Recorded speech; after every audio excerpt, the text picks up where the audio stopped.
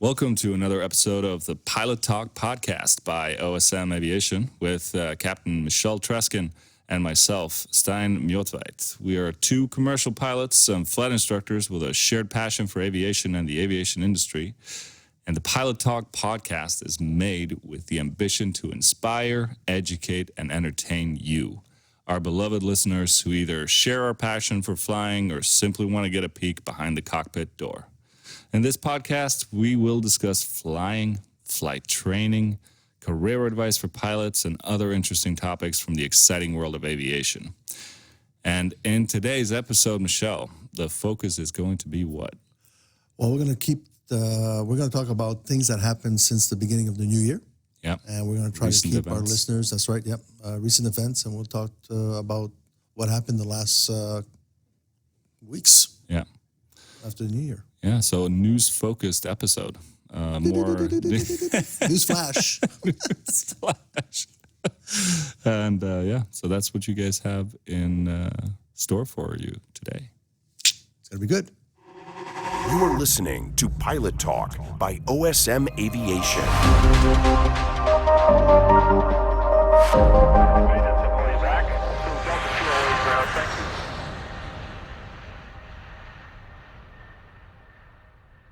Newsflash time. We don't need sound effects. Oh, come on. We I'm got good you. at it. No, I agree. I'm good at it. Oh, goodness. We have to talk about some of the things that have happened in aviation. It's been an eventful start of 2020, hasn't it? It's been crazy. Don't like it. No, It's not a good indication. I agree. This year has not been off to a good start. And there's several things that lead me to say that. We've had quite a few accidents already. Yeah, and not good for Boeing. No, they've been involved in many of them. Again. There was a Pegasus Airlines aircraft that went off the runway. In Istanbul, yep. And the conditions where the weather was challenging, wind, A little bit. and rain, 24 gusting 36 or something like that. Child's play. It should be manageable. I'm saying Absolutely. that that's yeah. that would most likely be determined to be a contributing factor Sure. to the runway excursion. Nobody got hurt. Nobody got hurt, which is good. Yeah. Runway excursion, explain that a little bit. Yeah, it means the runway lands on the runway and then departs the runway. Yeah, the aircraft. And and there's some footage, some pictures, some video, and it shows a pretty dirty plane for natural reasons because they vacated the runway, and All the slides are out. yeah, People are sliding down. Go on YouTube. They can you can actually see some good footage there. yeah, But it's funny because you see the people running with their carry-on again. yeah. People don't understand that. No. Even though it is stressed to leave the things that you have with you on the plane and get away as fast as possible, people want to bring their belongings. No, you're going to kill people. Yeah. That. Not a good idea. Not a good idea. Delays the evacuation. Yeah. And if the aircraft's on fire, then it tends to burn very quickly. Yeah. It could be the difference between life and death. Exactly. Yeah. So leave the carry-on, get out if you're ever in a situation Please. like that. And thank goodness that it went well. Yes. And no serious injuries or anything like that. And I heard that Pegasus, that was the third excursion inside a year. Oh my goodness. So they need to practice their landings. Yeah, something needs to happen. Absolutely. There's Because something going down that's there. definitely a trend that is not desirable for them. No. And that doesn't give a good reputation to the airline. No, Absolutely not. it surely doesn't. And on top of that, there's been, Iran has been quite prominent in the news recently for several reasons. There's an escalating conflict with them and the United States. Yeah, And, the Iranians, and there was a missile attack. Now, we're not going to get into this is not a news podcast, but there's also been an aviation-related incident in Tehran. During that time, that's right, yeah. There was... Another 737? Another 737, and shortly after takeoff. Yeah, like inside 2 minutes. I mean, they were cleaning up the aircraft. I mean, the gear was up and the flaps were, I guess, in the retracting mode. They weren't clean at that time, and something happened. Cleaning up the aircraft is what we pilots call retracting the gear and the flaps. Yeah, sorry about that. Yeah. Oh, no. I think it's really good that we throw some pilot lingo in there and explain it. I think you know what I mean? Yeah. It's something that people like to hear sometimes. Yeah, I think so, yeah. You learn a few things about the way we talk. The lingo. The lingo. The lingo, that's right, yeah. And that was a tragic one, though, because everybody died. Yeah, everybody died, and that is horrific. And many Canadians as well. Yeah, I heard there was like 63 Canadians, 82 Iranians, and... there were some Germans, I think 3 Germans, 3 British people, and 10 Swedish people on that flight as well. Tragic. Horrible accident, and now the issues about discussing these things as quickly or as soonly as we are doing now is that the information that we have is limited. Yeah, we could speculate. Yeah. I know that the Iranians speculated that it was engine technical something failure. Yeah. But as pilots, as like we are, we know that even though you have an engine failure after takeoff, the aircraft will fly perfectly well on one engine. Yeah. So that argument alone, or that explanation alone, seems how did they know it was a technical failure? Seems insufficient. Yeah. Like you said, that alone, losing one engine is... No. It's not an excuse. No, it should. No. Airplanes are designed so that they can keep flying on only one engine if it's a twin-engine aircraft. Yeah. And you can fly a commercial aircraft without any engines. It will glide perfectly well as we well know. Yeah. So there has to be something else. That's missing from this equation. Is basically our perspective right now. Yeah, exactly. And we don't want to get too much into the detail of what we think it is. No, and I think it's difficult to kind of determine it, but I think we can state that it's... It must have been extremely rapid. Yeah. To have a catastrophic failure of the whole aircraft like that. Yeah, exactly. Yeah, so we'll leave it to the audience to guess what we think. Yeah. Unfortunately, but rest in peace. And the good news is that they did find the black boxes and the voice recorders, and hopefully the Iranians will give it back to the Ukrainian authorities, and we'll know what happened. Eventually we'll know. That's part of the concern right now. They are not willing to release the black boxes. Is what's being written in the media. Yeah. And that's an issue. It is. It is a source for very valuable information as to why it happened. Maybe they don't want us to know. That might be a possibility. As well. Unfortunately, yeah.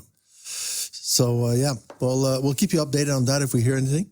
Definitely. We will. And we will be, it's going to be interesting to follow along with the chain of events moving forward and the information that surfaces and, moving forward. Yeah.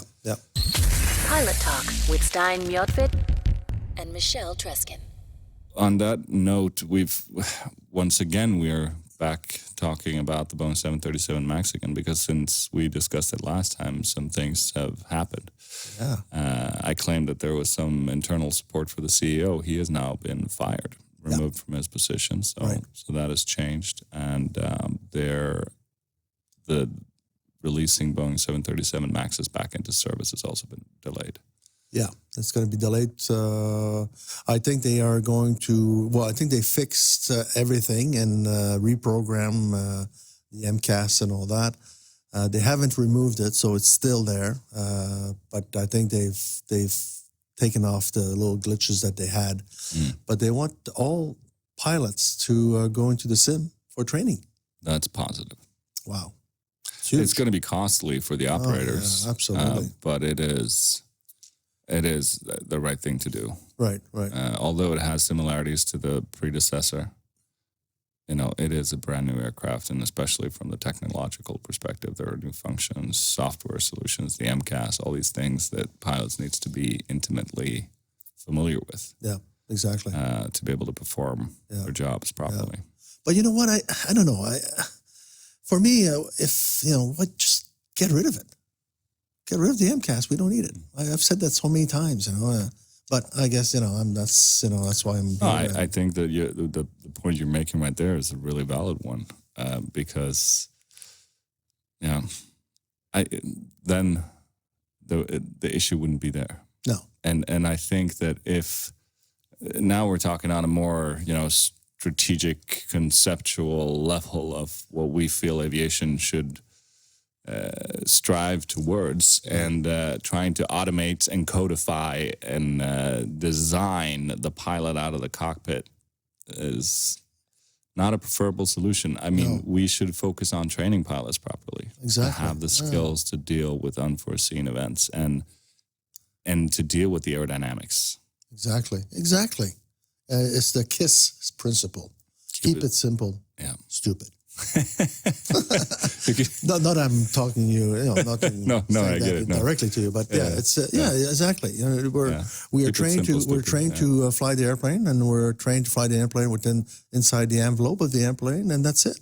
Period. Yeah.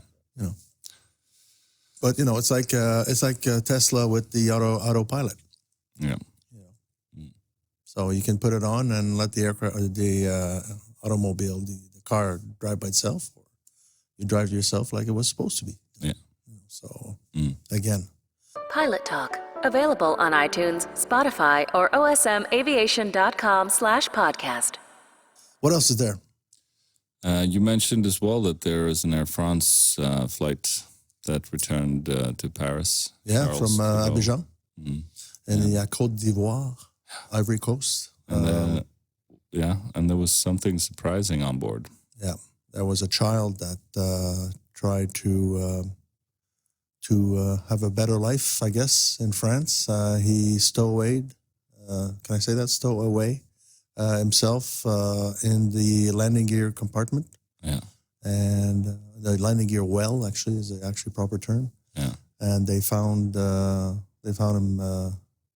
lifeless when they landed in Paris. Yeah, because it's going to be a lack of oxygen. It's going to be very cold up at 38,000 feet. This, some of you that listen now might think, oh my goodness, that is, I can't imagine that someone would do that, climb into the wheel well of an aircraft and try to escape from wherever he was trying to escape from. But this is actually, I'm not going to say a common occurrence, but it has happened on several occasions. It does happen, yeah. And then, humans will not survive at those altitudes and those temperatures, and with even if you had an oxygen tank and an oxygen mask, it would be a tough ride. Oh yeah, I think the space is extremely tight, anyways. When the landing gear retracts, you might get crushed. Yeah, and a lot of people think that it's all nice and dandy. It's nice and warm in there, but it's actually if there's no, like a 737, there's no doors that actually close after the landing gear is in. Yeah.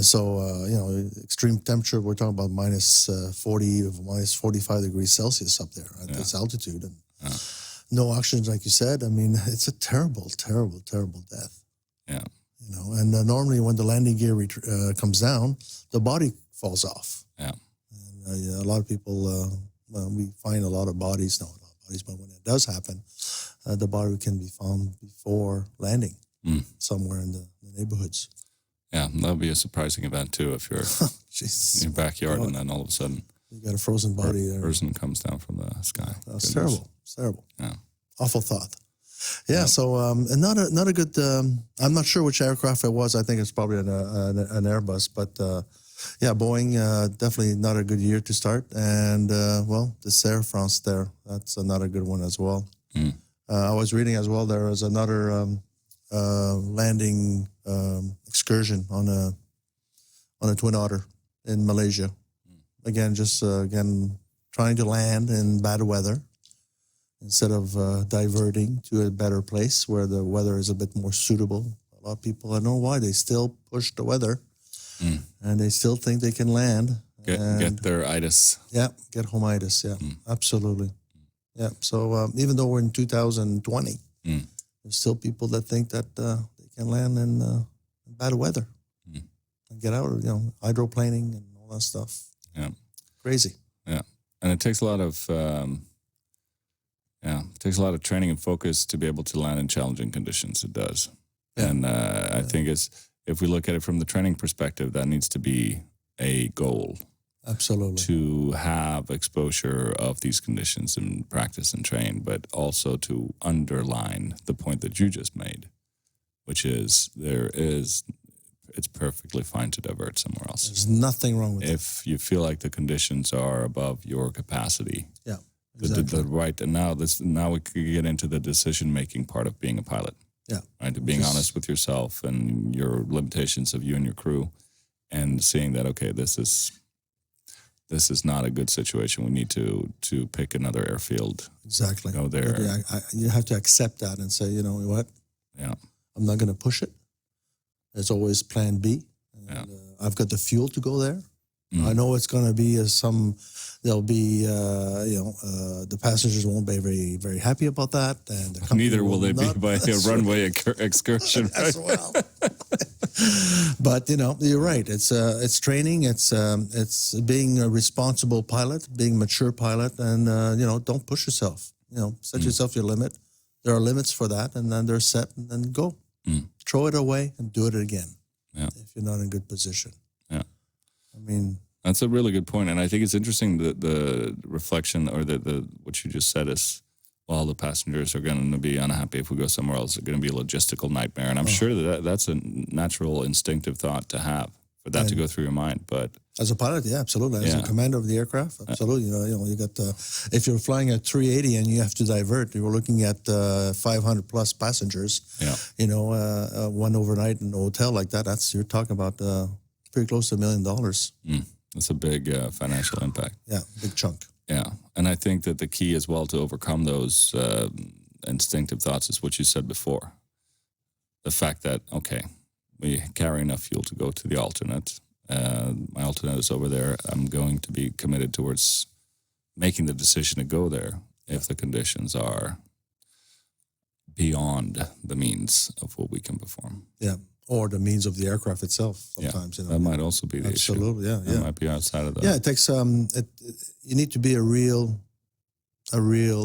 pilot, a real man to take that decision and say, you know what, I'm going. Yeah, or a real woman. Or a real woman, yeah, absolutely. Yeah. I mean, that's why I corrected the pilot, absolutely. But and you're quite right. I mean, you get all the stress of the logistics, the added costs, and all that can actually influence your decision. But and that's a real pressure. That's really we recognize the fact that is.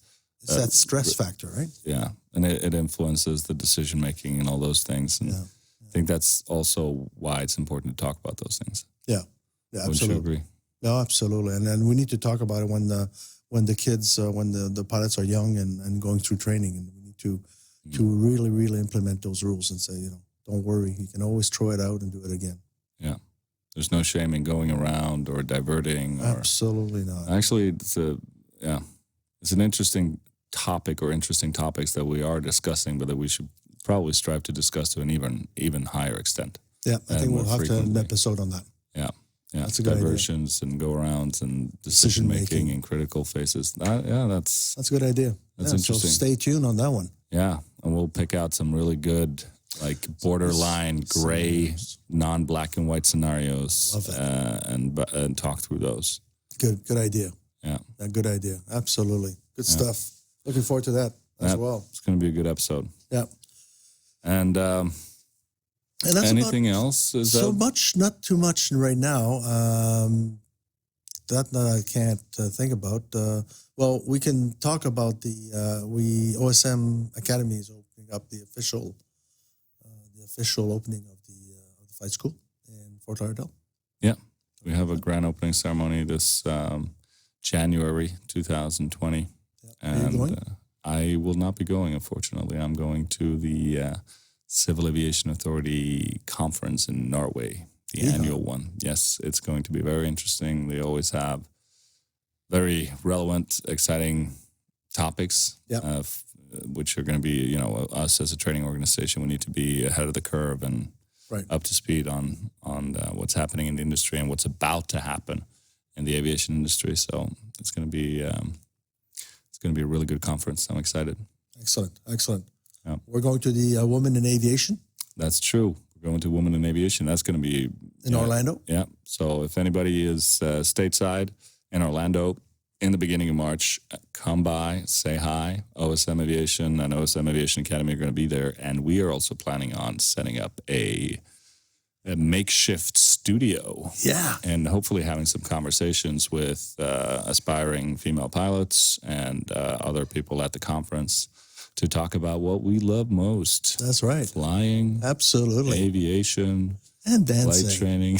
And dancing. The cha-cha-cha. Cha-cha-cha. Yeah. No, but come and see us because we're going to have a booth there and we're going to have all kinds of goodies to give away. And come and meet us. We'd love to meet you as well. Yeah, we really would. And that will be from the 5th to the 7th of March. That's right. Yeah. And another thing we're going to do, which is really exciting, we're going to try and fly this electric airplane. Oh, yes. The E-Flyer. The E-Flyer. From Bay Aerospace.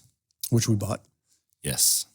How many did we buy again? We bought a whole bunch, didn't we? Yeah, 60. 60. Hopefully that's going to be enough to train all these pilots. Can't wait. Mm-hmm. So we are going to have definitely a post podcast episode on our experience as on the E-Flyer. Yeah, definitely. Looking forward to that. That's going to be a good one. Yeehaw. Yeehaw. Yeah, exactly. Okay, well, on that note, let's wrap up this news segment of the Pilot Talk podcast. Thank you. Here we go. The sound effect. The sound effect, that's right. Cheers. And I was a lot of people have asked us to bring up more recent events. So we'll keep it up. So we figured we'd do an episode on this and we'd try to do it on a more frequent basis as well. Just go over what's been happening in aviation and putting out good idea. Our perspective and our bringing you up to speed. We'll keep you up to date. Yeah. Pilot Talk. Everything you need to know about being a pilot. Okay, that's a wrap for today's episode. Thank you so much for listening. Don't forget to follow the Pilot Talk podcast on Instagram for behind-the-scenes material. There you can also send us your feedback, ideas, questions, and we are going to have competitions from time to time where we give away free stuff. Yay. As always, you can find this podcast on Spotify, iTunes, and Podbean. And you can also tune in at osmaviation.com/podcast. And for those of you who like to use voice search, you can actually ask Siri Get out. or Alexa to play the Pilot Talk podcast by OSM Aviation. And hopefully she will oblige. She better be. Yep. So check that out. See if it works. If it doesn't, let us know. If it does, film yourself while you're voice activating the podcast and send it our way, and we'll give you a free goodie bag. Yay. Until next time, our friends. Blue skies. And happy landings. Bye. Bye.